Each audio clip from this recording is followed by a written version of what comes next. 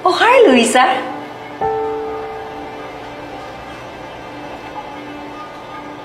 Ang ganda naman ng lipstick mo. Pulang-pula. Nang aagaw. Ng pansin. Thank you. Gusto mo i-try?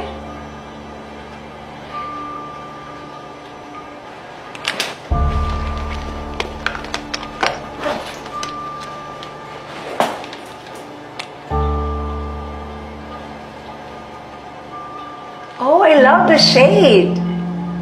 Pwede pa try? Sorry.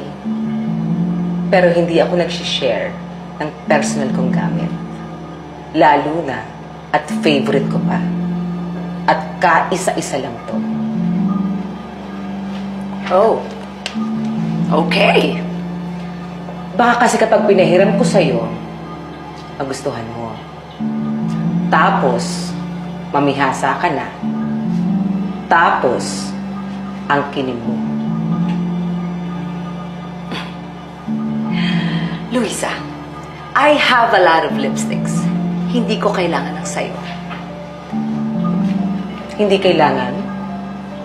Pero kung makatingin ka, parang gusto mo ng angkinin.